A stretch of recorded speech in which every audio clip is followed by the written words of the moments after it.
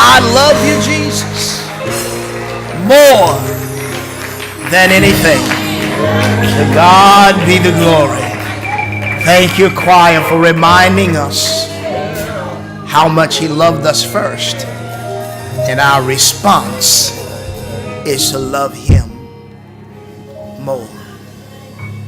I am blessed. I am privileged.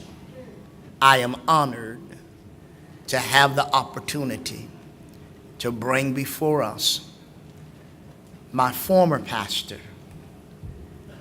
my friend, one who now texts me on Sundays, who says, just with an exclamation point, preach. Pastor JAVIS has a legacy that is well known throughout the country. He is married to Sister JAVIS. Sister JAVIS, will you stand and let the congregation just see you? Amen. Sister JAVIS, amen.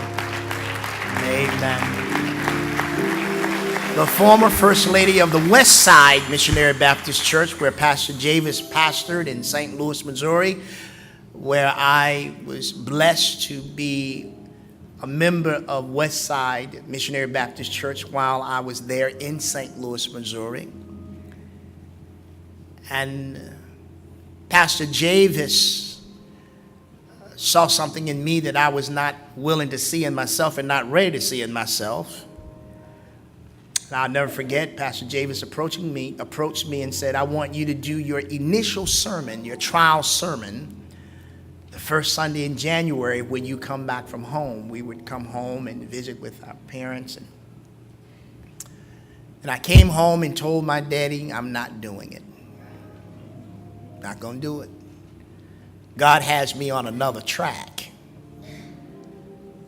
So I went back to St. Louis, Missouri, and shared with Pastor JAVIS as respectful as I could. There was still that rebellious spirit in me who did not want to be a preacher nor a pastor. And then 5 years later or more, I think, I ran into Sister JAVIS in Jacksonville, Florida. It was at a workshop. And she approached me and she said, how you doing, Johnny? I don't know if you remember that, Sister JAVIS, but I was working for Comp Care at the time. We had a hospital there in Jacksonville, Florida, on Jacksonville Beach, and I was like a quality assurance consultant to them. I was there dealing with how to treat those adolescents who were suffering from addiction, and had not seen them in years. And I don't know, Ms. James, you remember, she said, give Moses a call. And she shared the number with me. And I called Pastor JAVIS. And he recognized my voice and he said, Johnny, when you gonna accept the call to the ministry? And ironically, I had joined the church in Tampa, Florida under Pastor Lowry. And I was in pastoral counseling for 2 years, and the question Pastor Lowry continued to ask me as I went through counseling, he asked me to really dig deep to see whose voice I was hearing calling me. And it was at the time that I talked to Pastor JAVIS, I had just accepted my call to the ministry.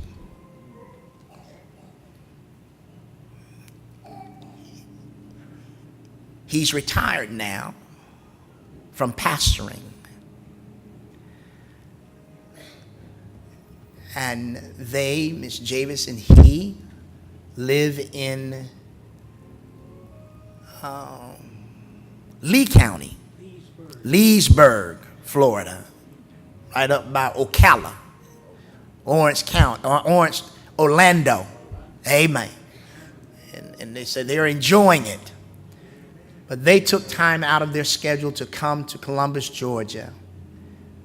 He knew my father, and my father knew him, and very close friend with the late pastor Fred Lofton, former pastor of First African Baptist Church. And so I treasure his wisdom. And each time that we're there at the convention or either at the National Congress of Christian Education, he takes some time to, and he has a tremendous sense of humor.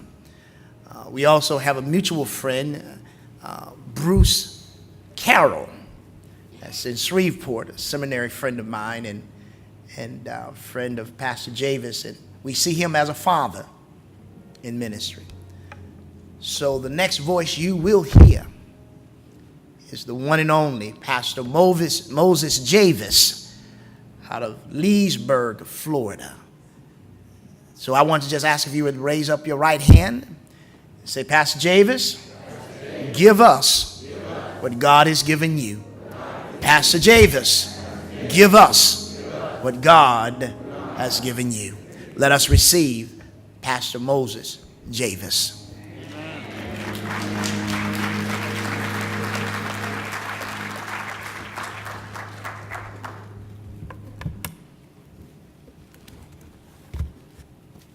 I've been told by the audio committee, be still. Don't move from the mic, or we won't be able to pick you up.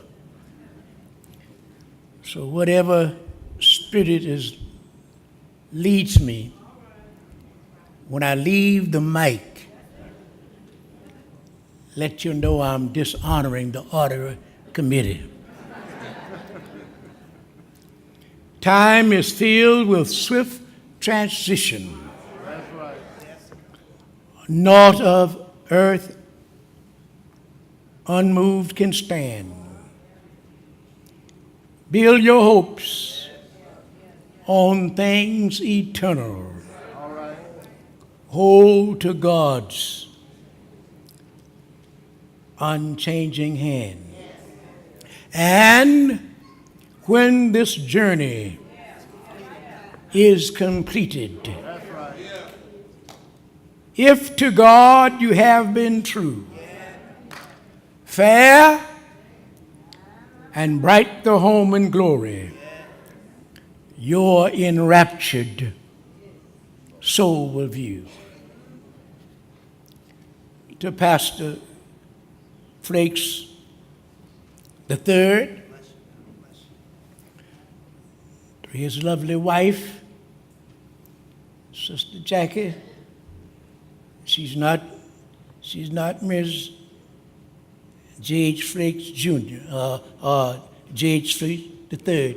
She's Miss Jackie. All right. She has her own name, her own gifts. She doesn't have to grow up on his arms. God has given her her uniqueness. And to my lovely wife of 58 years, amen. That's right. Applaud for her, because that is quite an accomplishment. To be married to Moses JAVIS for 58 years. I am highly honored to have been invited by my friend, the son of my friend, that you honor here today. I never thought, never imagined that I would find myself in this place at this time.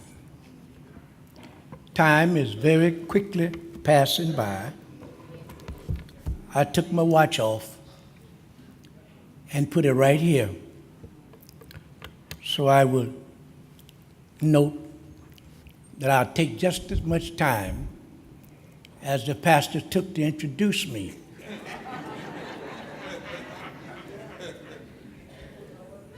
To do what I have to do. And we have so enjoyed everything. The program, the worship service has be telling of everything you ought to do when you come to worship. Prayer, singing, everything.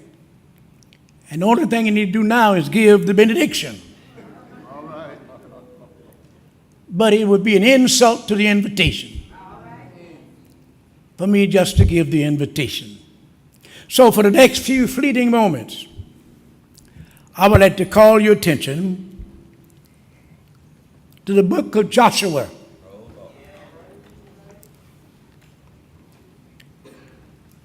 And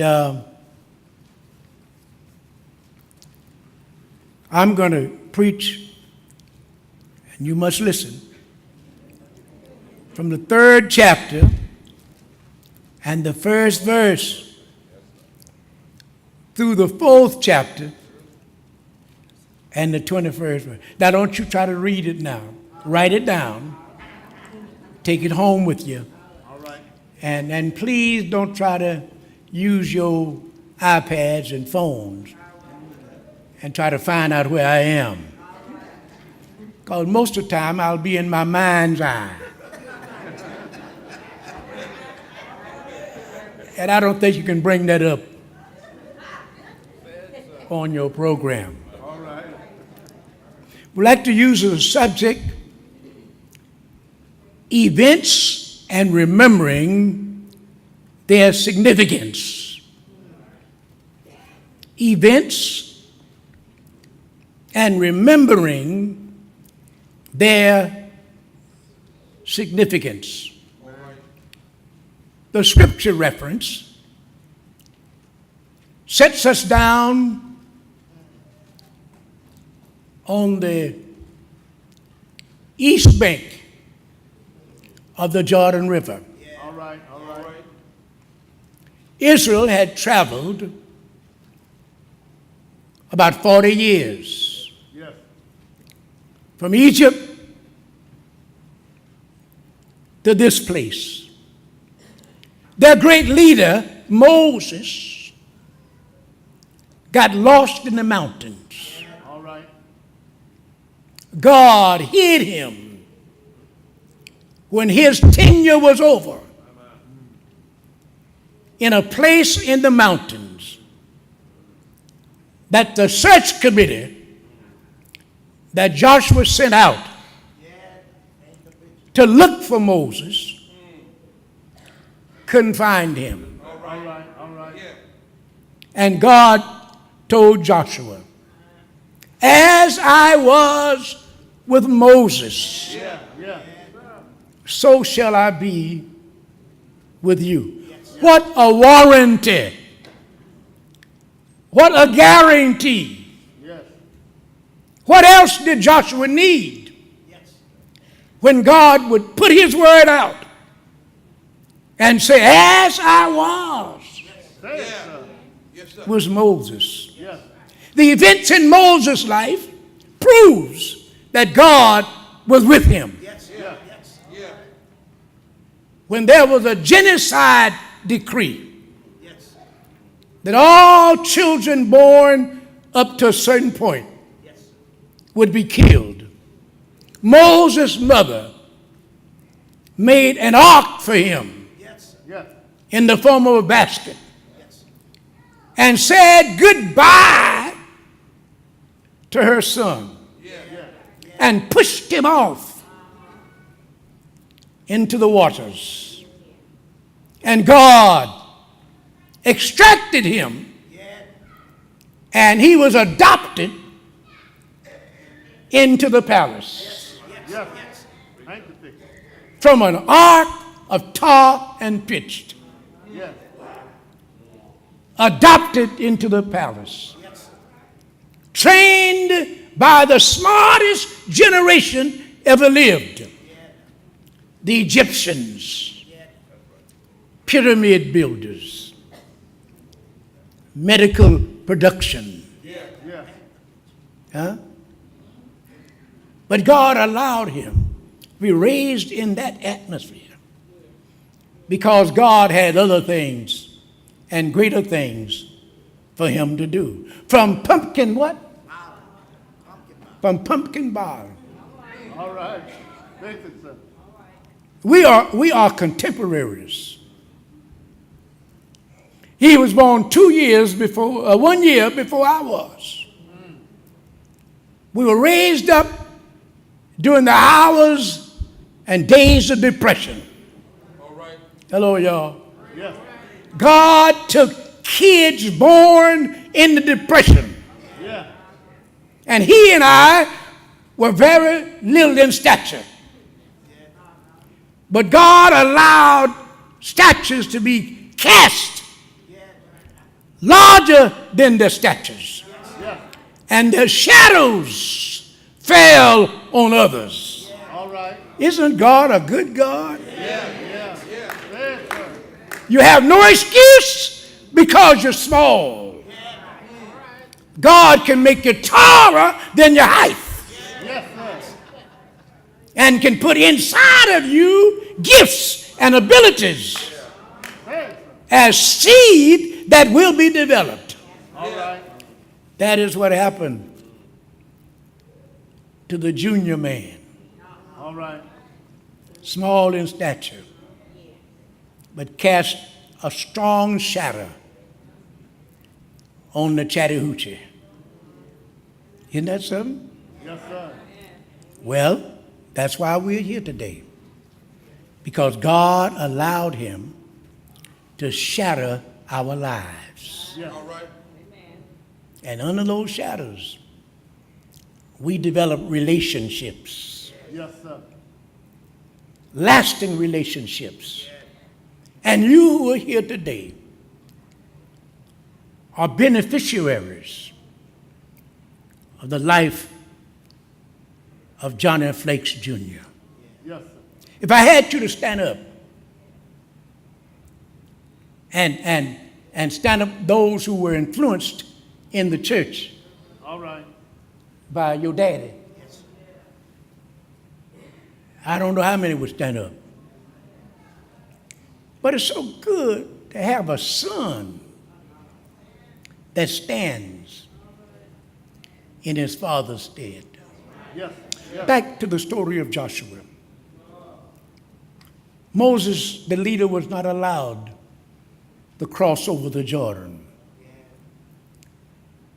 He was allowed to cross over the Red Sea. All right. He was allowed to climb Smoky Mountain, Sinai. Yeah. He was able to give leadership to young Joshua and placed in him the type of leadership that was necessary for crossing the Jordan. Yes. The Jordan was not a big, wide river, but when you've been traveling in the deserts for 40 years, Yeah. any stream of water All right. Say it, sir. would look wide and perhaps impassable, Yeah. Yes. or you cannot cross over. All right. But God told Joshua, get the priest ready That's right. and put the ark on their shoulders Yeah. and let them go across the Jordan River. Obedience is better than sacrifice. Amen. You don't argue with directions. Yes. No, you don't argue with directions. You follow directions. I remember I got a little gift given to me, and it was in a box. And I took it out of the box and tried to put it together. And I thought I knew what I was doing. So I just started putting it together. And I couldn't do it. My grandson said to me, said, "Granddaddy, follow the directions." All right. My grandson told his granddaddy, when he saw his granddaddy wasn't able to do it, he said, "Granddaddy, read and follow the directions." I'm still trying to put things together. trusting in my abilities, All right. and I just mess it up because I don't read and follow the direction. They followed the directions. The priests got over, and the ark was carried, and they crossed over Jordan on dry land. So Joshua tells the priests, go back into the river and pick up the stones Yes. that the priests put their foot on. Hello, y'all. And bring them over. And let's build a memorial. Yes. What is all that for? He says that when your children come, All right. All right. hello, y'all, Say it, sir. they will be able to tell their children. And the other children will tell their, for generations following. That's why we're here today. Telling a story of how you were led for 50 years crossing Jordans, Yes. climbing mountains, trying to get home. All right. Now you got to understand that life is blended with defeats and victories, Yes. with losses and gains, with friends and foes. It's blended. You must have all of these things in your life. Brother Pastor, life was built with detours. All right. One of his detours was Comcare. He thought he was on his main highway. But God had him on a detour. All right. Say it. And you never build your life on a detour. Detours are only routes back to the main highway. All right. Say it, sir. There are no hotels on detours. Say it, sir. There are no light stations on detours. You don't stay long on detours. All right. You keep on moving because you got the detour. But you got to get back to the main highway. Yes. Yes. And Joshua tells his people that when your children comes, I saw these children here today, they'll listen to the same story of a Johnny Flakes Jr. They are products of people that were influenced by Johnny Flakes Jr. Now, Johnny Flakes Jr. didn't have it easy. I mean, I know I didn't. We had it very difficult sometimes. We couldn't see ends meet sometimes. You know about depression. Yes. And you know about the years after depression. You know about growing up. I grew up in Columbia, South Carolina. It was no different than Phoenix City, Alabama. It had its dark spots, and it had its bright lights. But God was able to lead him and me from dark spots to shining lights, and placed in our soul the obligation of not going by ourselves. In David Livingstone's Seagull, if you ever know the story, there was a seagull that left the wharf and was flying way above the wharf. And when he wanted food, he had the taste of the wharf on his mind. But there were some sweet insects up in the higher ground. And he tasted the sweet insects of higher ground. And he said to himself, I need to go back to the wharf and bring my sisters and brothers to higher ground, All right. to let them know that there's better food than on the wharf. All right. So when God delivers you, when God gives you an education, Yeah. when a God allows you to enjoy the best things in life, remember your brothers and sisters that lives in the wharf. And you're obligated Yes. to go back to the wharf and challenge as many as you can to leave the wharf and come where better life is.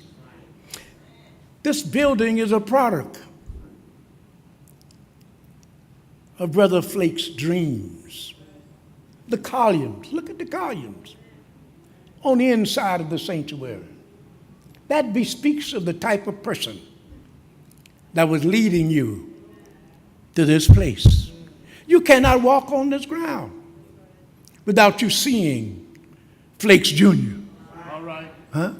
And as he took me around the community and showed me the ministries of housing and living that's being provided by this church, you are a product. You're a product of the past. Any person that forgets its past is not worth the future. All right.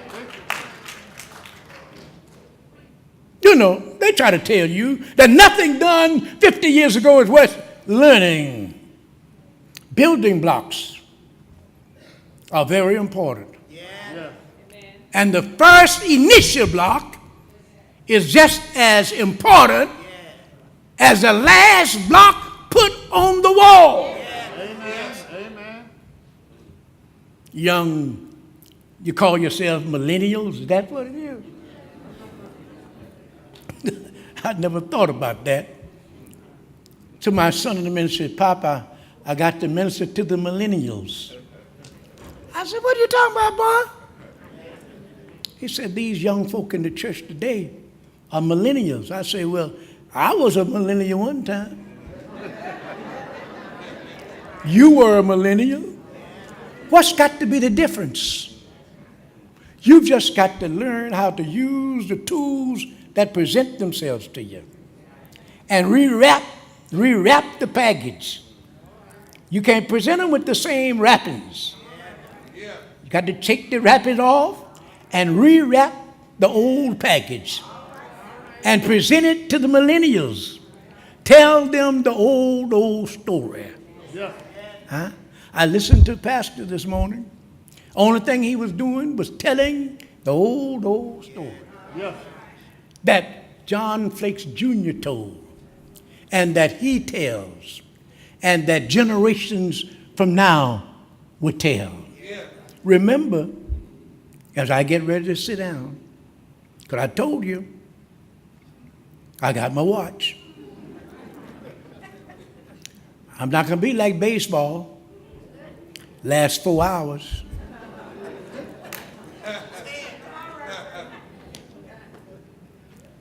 I'm going to have this in mind with you. And if you never remember anything I said, remember that Johnny Flakes Jr. will live on by the works he did. Yes, sir. Let the work I've done speak for me. When it seemed that children forgetting what dad and mama told them, every now and then the work shows up that they did in your life. Sent you to college, huh?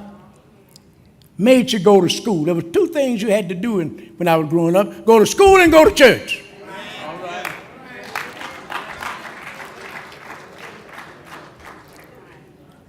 And if you went to school, you had to go to church. And if you wanted to play Sunday evening, you had to go to church Sunday morning. All right. And it started out with Sunday school. Huh? Mama got us up ready and sent us to Sunday school. And she taught us stewardship. Let's see, do I have what I want? Yeah, I got it. She said, I'm going to give you a penny for the poor offering. We had that in the church back in my time. The penny offering was the poor offering. She gave us a nickel to put in Sunday school. And she gave us a dime to put in church. And there were 4 of us. And Mama worked from sun up to sundown. And she gave us this money, started us how on our stewardship of giving. Huh? Mama didn't have much. She bought grocery on Much Obliged. She would send us to the grocery store with a grocery list to Sloan Grocery Store and tell Mr. Sloan, I want you to give my children these groceries. And didn't have any money, but on that list, at the bottom of that list, my mama wrote Much Obliged. Annabelle Javis signed the grocery list with Much Obliged. And Mr. Sloan knew that when Mama got the money, she was going to pay that bill. Mama had more sense than I did. When I got the money, I don't want to pay no bill. But Mama's name was out. That Mr. Sloan knew that Mama was going to honor her signature on that note. What a lesson Mama taught us about buying groceries on credit and about going to church and giving to support the church's ministry. Or if we would do that today. Or if we would do that today. Or if the generations of millennials would bring their tithes and their offerings into the storehouse. The steeple would not be on the ground. The steeple would be on the church. Not next month, but last month. Millennials are blessed today. You make more money now than our parents made all of their lives. Some of you make more money in a year than your grandparents made in all of their lives. How we got over? How we got over? My soul looks back and wonders how we got over. The other day, a lady man asked me of the other race, said, what y'all gonna do with the Trump administration? How y'all gonna survive? I said, well, I was in Alabama under the Wallace administration. I'm still here. I was in Birmingham under Bull Connor's administration. And here I am. And in my closing remarks, remembering eventful times and their significance. And I would like to say that the Lord will make a way somehow. When beneath the load we bow, He will take away your burden. And He'll carry it for you. Let Him have your burdens now. Thank God for Johnny Flakes Jr. And thank God more so for Johnny Flakes III. And because of that, you hadn't skipped a beat.